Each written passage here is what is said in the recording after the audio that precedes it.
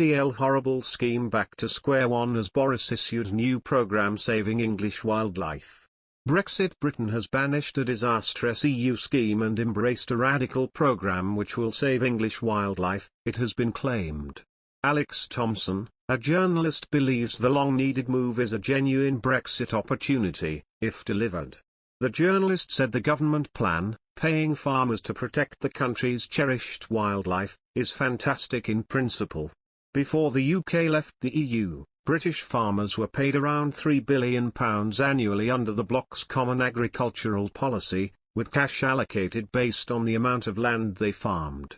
Mr. Thompson suggests that, in reality, it meant farmers were paid to destroy our wildlife.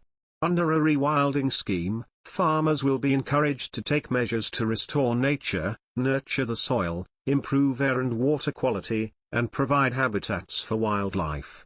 In return, they will receive taxpayer-funded support under a system of environmental land management contracts, or ELMs. Currently, bids are being submitted for 10 to 15 pilot projects which will each cover at least 500 hectares.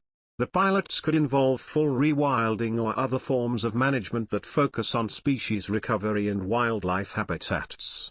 Rare fauna such as sand lizards, water voles and curlews will be targeted, with the aim of improving the status of about half of the most threatened species in England. Responding to the news, Mr. Thompson tweeted, "It's official, today rewilding goes mainstream.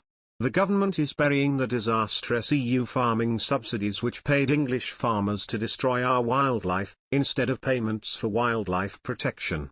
On paper a radical and long-needed move.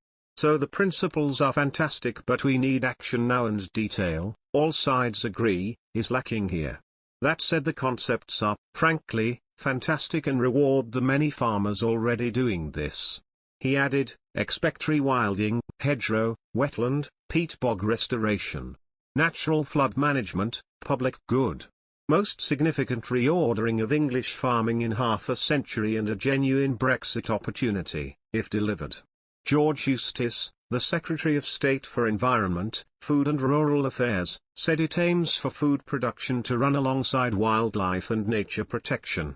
In a speech at the Oxford Farming Conference later today, he is expected to say, "We want to see profitable farm businesses producing nutritious food and underpinning a growing rural economy, where nature is recovering and people have better access to it. Through our new schemes, we are going to work with farmers and land managers to halt the decline in species, reduce our greenhouse gas emissions, increase woodland, improve water and air quality and create more space for nature." In another news, farmers in England will be given taxpayers' cash to rewild their land, under plans for large-scale nature recovery projects announced by the government. These will lead to vast tracts of land being newly managed to conserve species, provide habitats for wildlife and restore health to rivers and streams. Bids are being invited for 10 to 15 pilot projects, each covering at least 500 hectares and up to 5,000 hectares, to a total of approximately 10,000 hectares in the first 2-year phase, about 10 times the size of Richmond Park in London. These pilots could involve full rewilding or other forms of management that focus on species recovery and wildlife habitats. Rare fauna such as sand lizards, water voles and curlews will be targeted, with the aim of improving the status of about half of the most threatened species in England.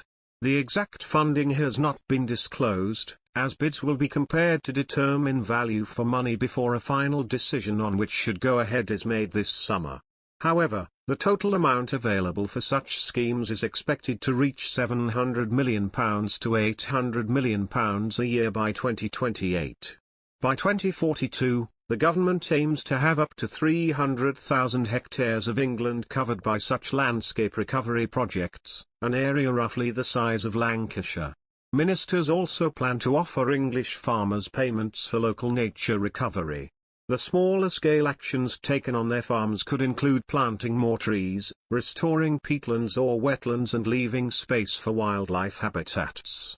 These payments, which will be revealed later this year, should also reach up to £800 million a year by 2028.